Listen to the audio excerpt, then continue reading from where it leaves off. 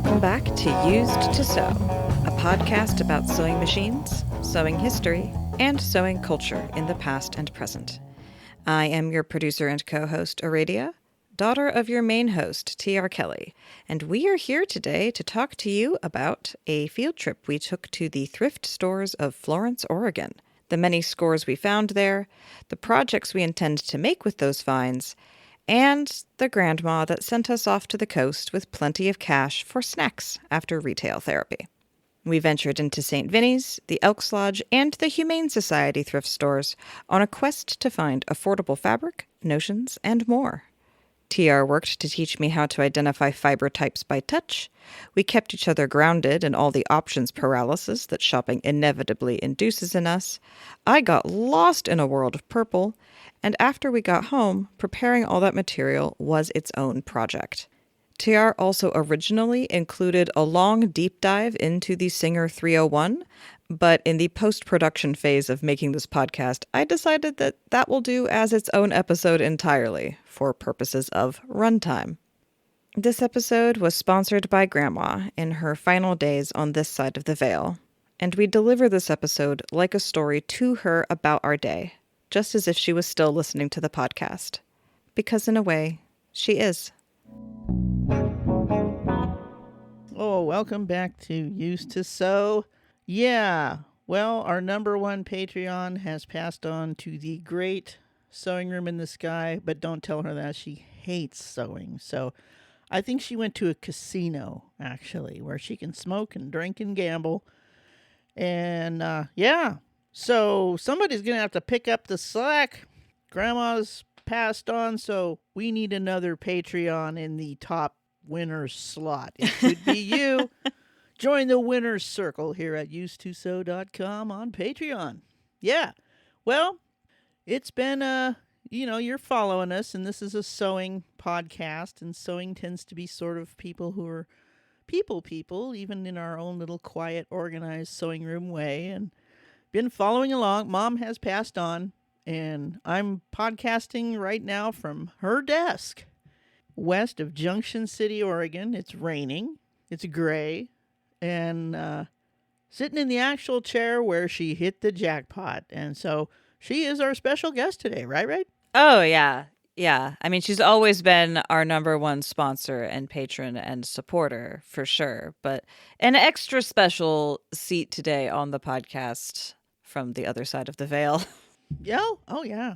And we will be talking today about the field trip that we were going on that weekend that was sponsored by her. She did send us off to the coast to go have a fun girls trip, and we did. And we're going to talk about that trip and tell her all about the fun things that we found and the snacks that we had. Oh, my God. And there's been so much woo-woo. And, passing on is inevitable, and it's a sad thing, and it's a speed bump in the road, but we've got such a good highway here, and, good life, good death. Mom was Irish, so if you're of a mind, raise a toast to Sharon Innes. God bless her soul. Yeah, I'll toast with some tea right here. So anyway, yeah, she was feeling great after her little scare there, and what finally took her out was a very quick hammer of the gods kind of heart attack. Died in mid-Facebook post. I shit you not. But she sent us to the coast with a couple of crisp Franklins and said, now you girls go have a good time and get some, what do you call it, content for your podcast. She felt so modern. Mom was 87. She grew up farming with horses in Iowa, and then now she's listening to our podcast on a very modern computer. How cool is that? Quite the technological leap. I mean, truly. I've been really into genealogy this last little bit, and 1938 is so long ago. It's so long ago. The world was so different. And yeah, she was up to date with our podcast, always making a comment on our Patreon, telling us she loved it. She kept with the times when it came to technology. Yep, she had a really huge monitor, and she had the pixels jacked up because she was losing her sight. And she was stone freaking deaf, but she could put on her headphones and crank it up and hear the podcast. So, yeah, never say you're too old to learn new stuff. and that includes sewing. But when you heard say 1938, my sewing machine brain went right to what models were available in the Singer catalog in 1938. We have a one-track mind here at Used to Sew. I think that, well, I know the top of the line in 1938 was the 201. And I really think that a 1938 201 is one of the, I used to have one. I don't know why I got, sewing machines and guitars, they pass through my life. I just don't tend to get emotionally attached. And if somebody says, wow, I really like that sewing machine, that's so cool, I'll probably find a way to give it to them. So I had a 1938 201. It's still got the nice scrolly faceplate, and it was I think they'd been manufacturing them for 3 or 4 years at that point. So the machine was just at the peak of perfection, all the good design. And there were featherweights around in 1938. The special little portable recently introduced. Wow, the little Okie machine. Put it in your car and head for California, Pa. So, with all that in mind, 1938 and old singers, and we got to borrow Aradia's brother's car for this trip since the 1962 Warblevator is a little too authentico, and Aradia's husband does not like her to go in this clattery old beast. It sounds cool, but it drives more like a roller coaster than like a modern car. The Warblevator, that's the car's name. It's the Volvo Amazon 1962. It's a treadle machine. It really is. It's clankety and everything's manual steering, manual brakes, manual transmission. It takes a lot of physical involvement to drive this car, just like it does a treadle sewing machine. If you sit down and treadle for a few hours and you've never done it before, your calves are going to tell you the next day, whoa. Oh, yes. Yeah. So we got to take Zane's more modern, well, let's see, be about like a 1591, I think, a good Honda sedan, Sure, basic. yeah, the 1591 of cars. Yeah, very, very basic, very sturdy, not much ever likely to go wrong with it all. So here we are, we cruise out to Florence. It's raining. We've got really cool stuff like heated seats and intermittent wipers and money from Grandma. We are ready. We have a list. We're going to hit St. Vincent de Paul first because we have a huge stack of vinyl records to drop off. We're talking a whole shopping cart full of vinyl records that we have managed to collect from various people dumping things off on us. I don't know why. I'm a gravity well for cool shit. It just yeah. happens. And then sometimes I have shit that other people thought was cool that I don't think is cool. And I gotta pass it along, but then it gets stuck because I am a gravity well. Well, that's why you have so much cool sewing stuff, though. True. People have given you, several estates worth of sewing stuff. So this is great. You're not getting any from Grandma. I found one little Tupperware with 3 needles, a spool of white thread, and some of that Stitch Witchery instant hem stuff that you iron on. That's how much she hated sewing. I love that for her. So here we are. We drop off all of our stuff in the rain at St. Vinny's, and then we go in. Now, we like St. Vinny's for many reasons, but Radio, when was the last time you were there? I had swung through there recently when I was waiting for a dentist appointment or something, but the last time before that had been several years. Yeah. Really have not spent a lot of time in that place often, but I should because it's not that far away. No. Florence to your house is miles maybe. Yeah, but it's, it's curvy mountain kind of road. Some people, and then driving by the river, and the river's right up next to the road, and the road is built on sand. So it's like you were talking about a roller coaster. Yeah.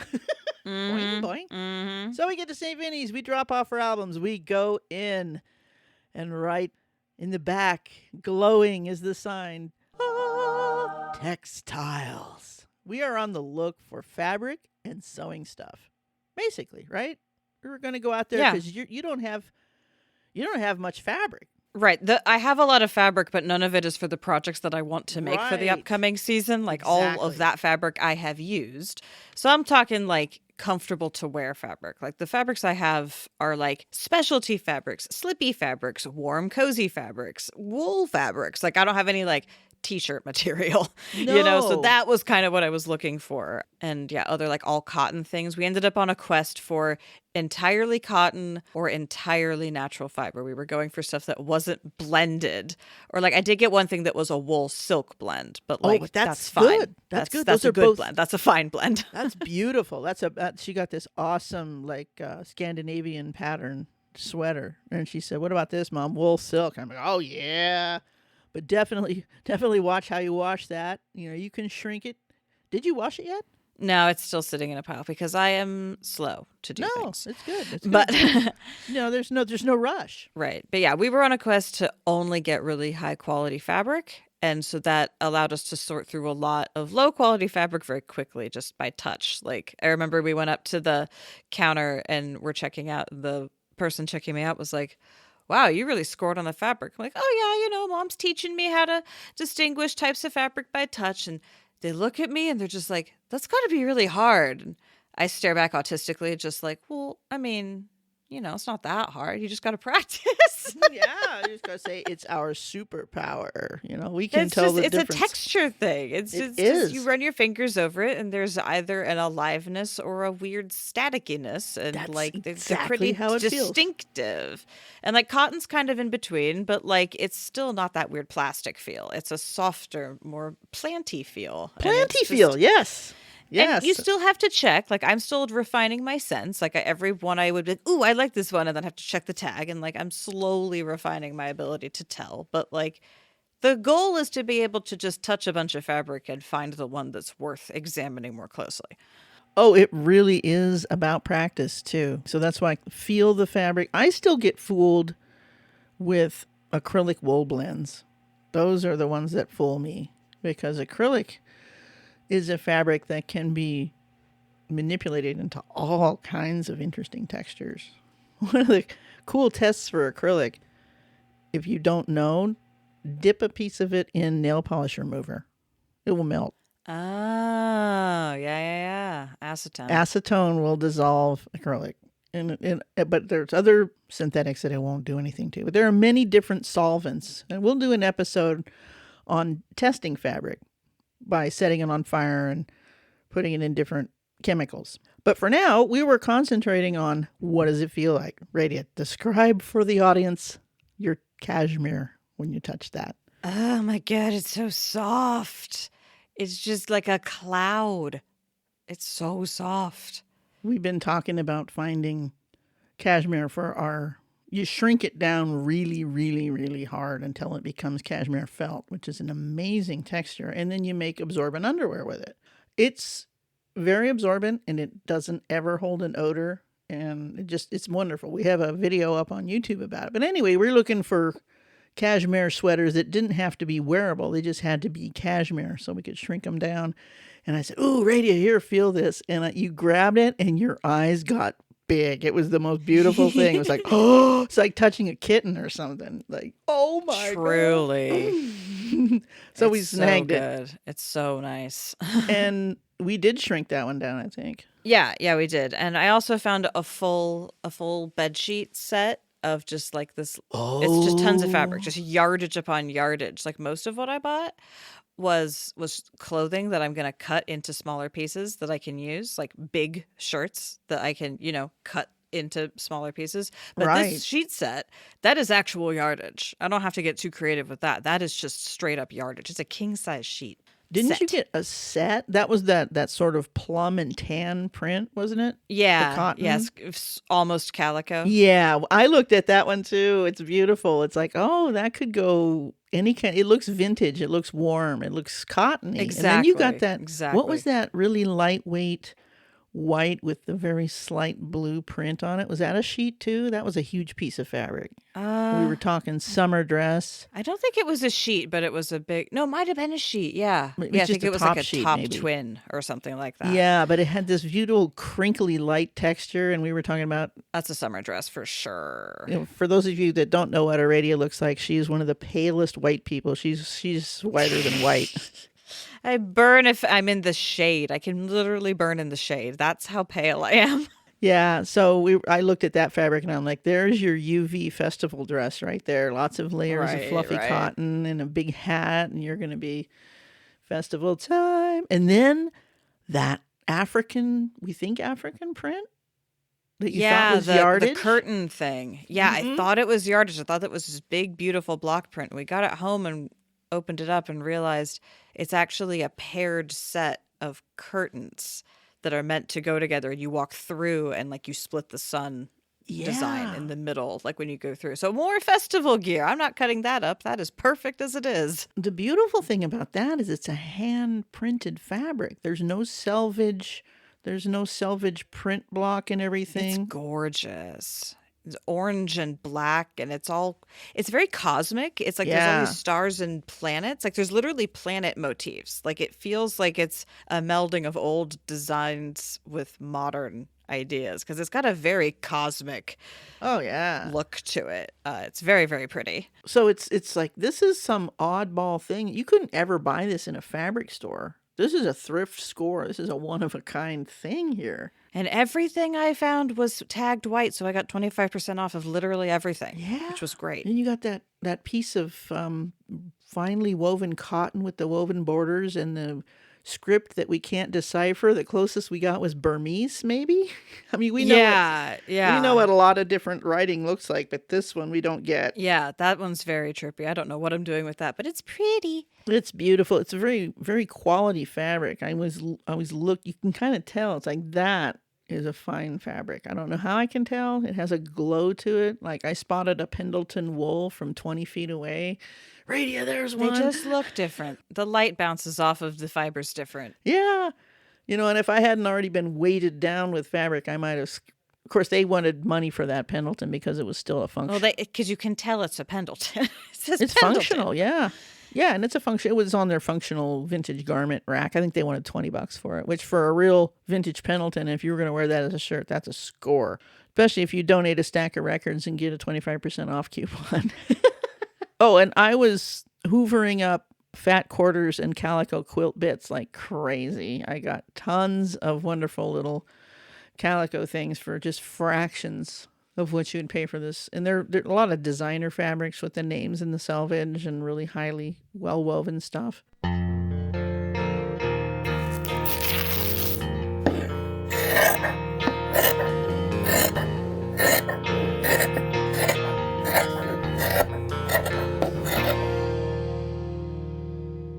But then you've got to scan the store because you never know when you might see a hand wheel, a cabinet, some ironwork.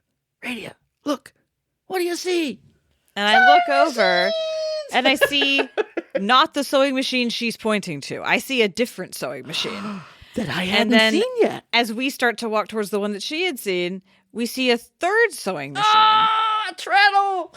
And then there was also like a random like plastic brother machine that was just kind of off in the corner. But like we didn't care about that. But there was 3 like quintessential beautiful black sewing machine silhouettes that we had to go check out. And each one had its own very fun like story and experience. And we did end up taking one of them home. We'll wait till the end to tell them which one we got. We'll see if the audience can guess which Ooh, one Let's we got. describe them. Okay, you describe the first one. Okay, so the first one we checked out was your classic Singer 1591. Like the one you have. Yeah, just it's the machine I have, right? It's in a nice little cabinet. Like everything looked functional about it. The hand wheel turned. Because Mom has taught me how to evaluate a machine. Every machine we went to, the very first thing I did was I turned the hand wheel to see if there was a cyclical bind or anything like that. If it moves and at all. see if it goes up and down. And that one looked like it was, in your quintessential clean it up and it'll probably be fine kind of state. It was in beautiful, beautiful condition. The front bed where your hands push the fabric across, you can kind of tell the decals get worn there when the machine's been used a lot because that's... Yeah, it was lightly worn. Yeah. You're right. It would have been a nice cleaning and waxing and it would have looked great. The bobbin case was there. Yeah. Great machine. I think they wanted $50 for it in the little cabinet. Yeah, it was a great steal. I don't need one, but if I had needed one or if I knew someone who was around in the area who needed one, I'd be like, oh, here you go. You got to come down here and snag this. So that was the first machine. Those are really common. They're 1591s, even though they're awesome. There are literally millions. So, it was beautiful. I was happy to see it. I took some pictures of it. I took a picture of you checking it out. It was cool. Next one. What was the next one? The next one was the Tiffany decal one. So this machine, we walk over to it and it's clearly much older. Like right away, I can tell it's much older. And it has, because it's got a bigger, gnarlier hand wheel on it. Yes. And it's in a much more fancy cabinet with like beautiful woodwork on all the drawers, like very gorgeous cabinet. And the machine itself has these decals that just like scream, what was it, like Art Deco 1920s? Like it was all like segmented into these pretty like gem patterns almost to like make the border. Instead of curly cues, it was more like geometry, and it was very lightly worn decals despite the fact that it was obviously very old. Like it was so pretty. And then as we were admiring it, then this like old lady came by and looked at it and smiled at us and was like, I sewed on one of those. And like we had a moment and it was really cool. And it was too bad we didn't have business cards or stickers to hand out.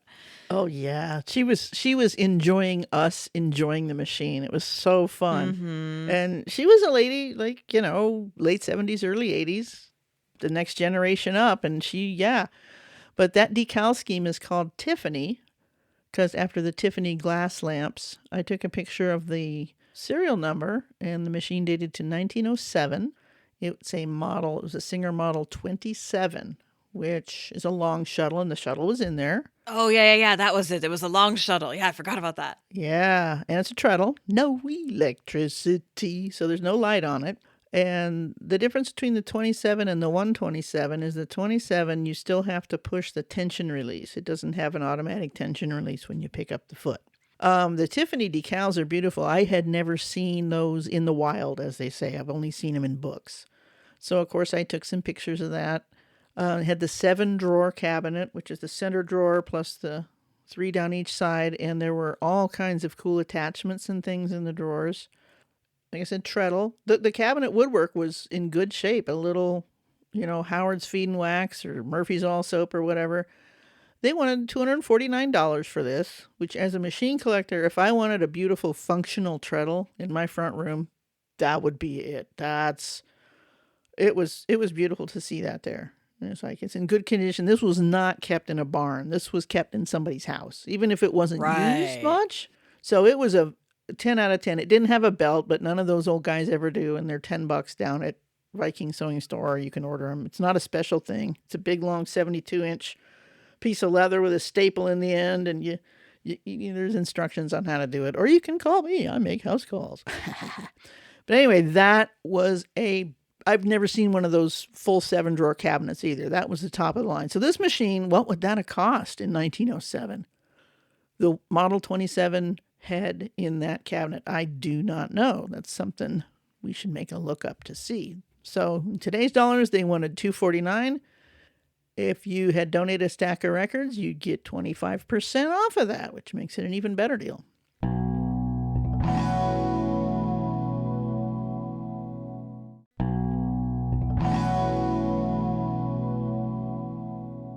Tell them about the third machine, Raid. Door number 3. So the third machine that we looked at was much more boxy. And this was a Singer 301. Yeah. And it looked much more like a train engine almost. Like it has this very like square attitude to it. And it has a little handle on the top. Like you're meant to actually pick it up. It also was in a cabinet. But it also had the handle on top, so it's clearly meant to be picked up at some point in its life cycle. And it also, it had I believe that one did have a cyclical bind, but you said it felt like thread that had gotten jammed into the back of the thread mechanism rather than like the twisted center shaft thing. So again, It seemed like probably if you just disassembled everything and gave it a maintenance overhaul, you'd probably just put it back together and it would be good to go. Right. But that was the thing. We did turn that and went, had to So the first thing you do when you feel that, you look at the bobbin area, wherever the bobbin area is. On this machine, you tilt the head back and it's underneath. And these machines have a very special bobbin case. It's the same one the Featherweight uses. First thing you want to see is it there? Yes, it was there. And it's snarled up with many kinds of old thread. And with this type of hook race assembly, I just guarantee you there's thread stuck behind there, and that's what's causing the bind. So that's I haven't autopsied it yet, but that was in my mind, explanation for why that machine has a bind, because it has all steel gears. The chance of any of those being broke, There is, however, a gear on the hand wheel inside that is made of not plastic. It's some kind of pressed fibrous, really tough stuff that's meant to take the backlash of the metal gear on the the motor pinion. There's no combustion on this. A motor is electric, an engine burns things. So I was like, okay, well, that's pretty good. And I popped off the top, just 2 screws, and looked inside. Is that hand wheel pinion still okay, or is it cracked? It's replaceable, but it's like $30 or something. No, it's all there. Okay, so I'm going to say, yeah, that cyclical bind is all that rotten thread tangled up in the hook race bobbin assembly. So I put it back down. The 301 comes in 3 colorways: black, beige, and what's called elbow, which is light bisque oyster white. That's what it is. LBOW. But 301 fans call them elbows. Okay, cute. This was a black one, which really does look like an old Art Deco locomotive, especially when it's all shined up. I've seen them all shined up. I've never actually handled a black one in person myself. Lots of beige ones. Those ones are common. This is a black one. I almost hear the steam whistle. Whoa, whoa. So that's 2 machines you'd never seen in the wild in one trip to the store. In one trip? And this one was in pretty bad condition. This one had clearly been kept in an unheated barn or storage unit or something. There was just that sort of like patina of ambient moisture over years. Just ambiently rusting and oxidizing and just. And when you fold a machine down in a cabinet for a long time, the back of the pillar gets this crusty layer of dust, just time dust, And this one, there is a decal on the back of there, but there's no way you could see it. There was so much. So I'm guessing it had been folded down and put away in a cabinet for decades. This particular machine is an NA series, which dates it to 1954, I believe.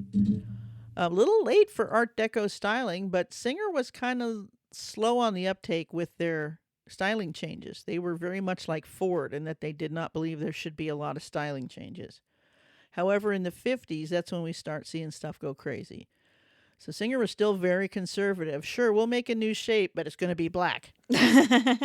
Then they thought beige would be a nice, okay, beige is good. We're trying to get people away from sewing machines have to be curvy and black. Now let's have it be square and beige. And then pretty soon we start to see mint green coming out with the 15125 and the 185K. When the featherweight comes in colors now, it comes in a sort of a tan. Canadian ones are tan. There's still black ones, and there's white ones being made in England. So the 50s were when sewing machine design started to get crazy. What's crazy about the 301? Going to go deep here. If you hadn't figured it out already, folks, we bought the 301. I tried to create some suspense, but we're autistic. We don't do suspense well. I'm getting too far into it. People are going to guess. Anyway, TR is notorious for picking the runt of the litter, the worst condition thing. I can save it. I can fix it.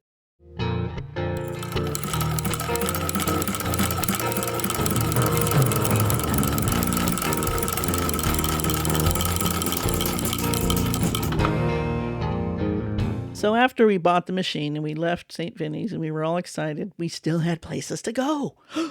We went to the Elks Lodge thrift store. Did we get anything there? Yeah. Yeah, you got stuff there. I got a bunch of large purple t-shirts there. I got some purple yarn. Yes. I was on a mission for purple. Purple is my favorite color, and I was just going all out for purple stuff. You got that really cool mug.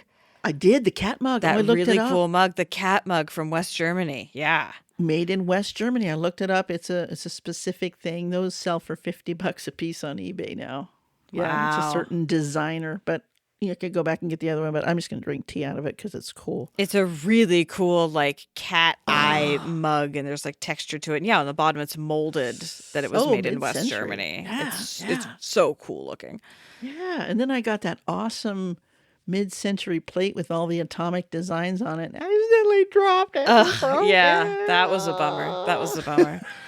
Then we went to our favorite thrift store, which is the Oregon Coast Humane Society thrift store down in Old Town, and scored all kinds of bits and bobs there. They just, and we had no trouble finding actual wool on this trip because Florence has a lot of older folks, and when they get rid of stuff, it's usually good old-fashioned stuff. I didn't find a union label, but I wasn't looking. I was just reading content tags, looking for natural fibers. I think I got a lot of notions there. It all goes in a blur of retail therapy. Yeah, we bought stuff. Right. Yeah, I also got some more embroidery hoops and knitting needles when we were at St. Vinny's. And then, I got really lost at the Humane Society thrift store. That place is so packed full of stuff. Even though I was on a very specific mission, like I hit my wall while we were in there. I hit that wall of I can't make rational decisions anymore. I must be running low on blood sugar. It's time to wrap it up and get the hell out. Oh, I also got myself a bunch of puzzles while I was at all these various stores because I needed some jigsaw puzzles, and jigsaw puzzles are just like books. They're extremely good secondhand, so much cheaper than new. They might smell a little funny, but they work just fine. That's like fabric. Exactly. So I also got myself some jigsaw puzzles for very cheap, which was awesome. I'm currently working on a 2,000-piece jigsaw puzzle of an oil painting of a flower-covered field with an old barn farmhouse thing, and it's great. I'm having a fantastic time. But after we were at the Humane Society thrift store, I got more shirts. I was really getting a lot of shirts there being I can, because they were for very large people, I can get a lot of fabric, out of this and then use that to make smaller. Because what I really want to do is make a bunch of smaller garments for myself that are just comfortable and purple. Absolutely. So going and looking at clothing with looking at as raw materials rather than clothing. What you're looking for is specific fabrics and colors. But then still making sure it was cotton. Yeah, it was I want cotton t-shirt fabric that's purple. And I found a lot of it. And then, I finally staggered out of there.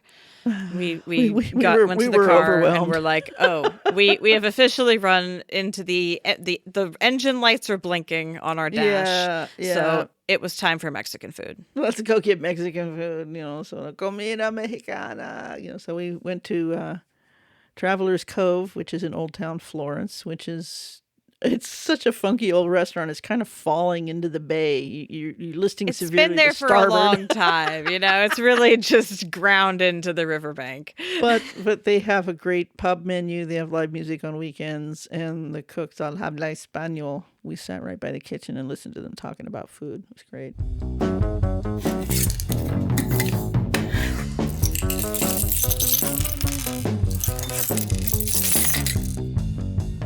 And had some food, and then we came home in the nice Honda car and washed all of our textiles and oohed and awed over all the cool things we had got. It's people have unboxing videos of stuff they ordered online. Well, we came home and just exploded our stuff all over the living room floor. Ooh, look at that.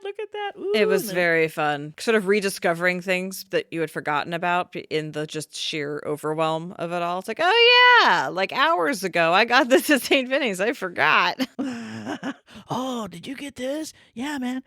But then we had to wash stuff. We had to wash things. We had to divide things into, Yeah, we just sort them by types, what we wanted. Because, there was a whole load of stuff we wanted to wash super hot to, make it get more felted and more densified. And I stupid it out.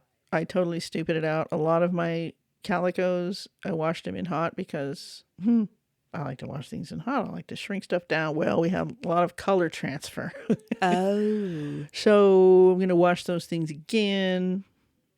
Better wash with like colors. Yeah, Tiari, don't ignore the basic textile rule. So I got a lot of purple on my yellow and a lot of peanut butter in my chocolate. That'll happen. Well, we'll work around that. We can cut around it, or we can incorporate, think of it creatively. We'll manage. Ooh, look at that. And you can over dye.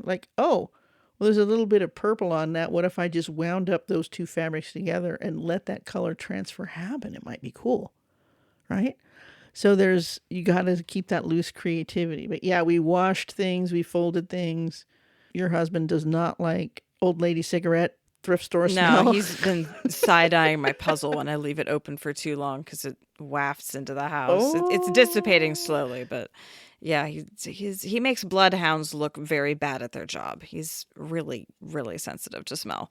He hears like a bat and sniffs like a bloodhound. That's true. But you were going to say how much we all spent, because that is sort of relevant to this whole thrifting thing of us Oh, acquiring well, materials yeah. and supplies, and like what did all of that cost us, and what would the retail equivalents have been? I mean, obviously rough estimate, but I think I spent like $80 probably between all the places. I spent like 60 something at Vinny's and then like a handful of dollars at the other two places. Right, So right. couldn't have been more than like 80 something for me. I spent in total about $130, and 52 of that was the sewing machine. Right, yeah. And I got just an amazing amount of quilting yardage, fat quarters that would sell for like $5 or whatever in the quilt store. They had them all bundled up. Like you could get 6. Somebody took the time to bundle these things in nice little color families and price the whole bundle at $6. And a lot of these things are bigger than fat quarters. They're like half yards and stuff. But just an amazing amount of quilting fabric for pennies on the dollar. Not to mention thread that I didn't have. I got a couple pairs of utility scissors, 99 cents a piece. Don't use my good scissors. Great. I got some shitty cheap ones, you know. You got bias tape. I remember you were really excited about that brown bias tape that you found. Yes. I love brown bias tape. And I got gold rickrack and all kinds of really vintage color bias tapes and things that I love that are made in USA, 100% cotton, you know. Good notions. I picked up a lot of good notions. Again, pennies on the dollar. Bias tapes are, I think, 29 cents. They're $2.50 or something now. And no, there's no reason for that. So I got, I got pretty much everything I need to make a project. I did not buy any patterns, but you don't need patterns to make clothes. I got a sewing machine. I got fabric.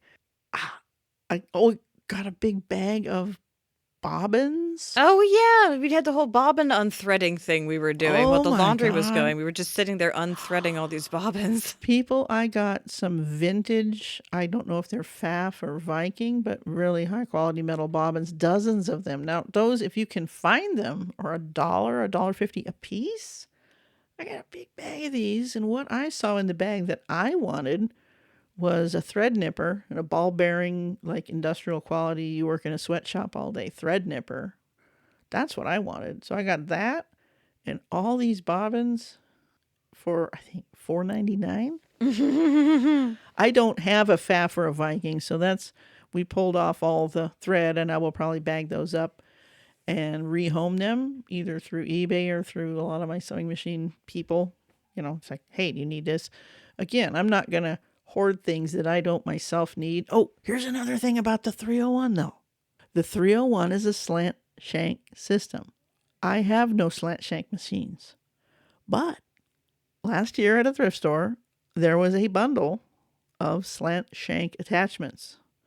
A buttonholer, an even feed foot, a shirring foot, and a zipper foot for the slant shank 301. And I knew at some point either me or Mike would need that, so I bought it, $5.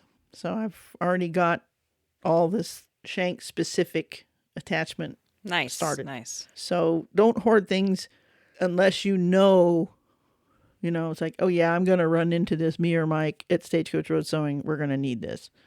But like Pfaff bobbins, no, I'm not a Pfaff person. I do Davis, Elna, and Singer pretty much at this point.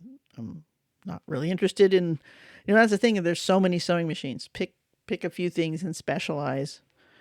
And I'm really looking forward to specializing and getting to know the 301 family better because, wow, new machine infatuation. Yeah. So all in all, it was a really successful field trip. We only overtaxed ourselves a little bit, and then we retreated to food before we crashed and burned too hard.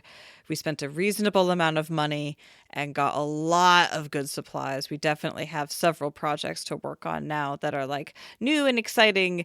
Definitely just let this be encouragement to you, our audience, to just go wander through the smallest, dingiest, most stuffed into a weird favorite old house thrift shop you can find, because the prices will be cheapest Yes. and the treasures will be the most random and cool. And it's usually really awesome old ladies that are running these things. This one had a cat. Everything in the store there was was a 25% cat? off except the Oh, my cat. God. Because it was the Humane Except the Society cat. thrift store. And so they had a Humane Society representative cat that you could like pet and was napping, and you could, in theory, adopt it. Yes, this cat with the lady at the cash register said, "Oh, she loves to be loved on, Scritcher." And she was the cat. Her name was Ivy Rose, beautiful soft gray cat. Speaking of soft, Oh my God, she was a cashmere cat, like so soft. She was laying in her little queenly cat bed, biscuiting and purring wildly. So how could I resist? I open the door and I start scratching her ears, and I get louder purring. And it's like, okay, this is a perfect end to a thrift day, getting purred at.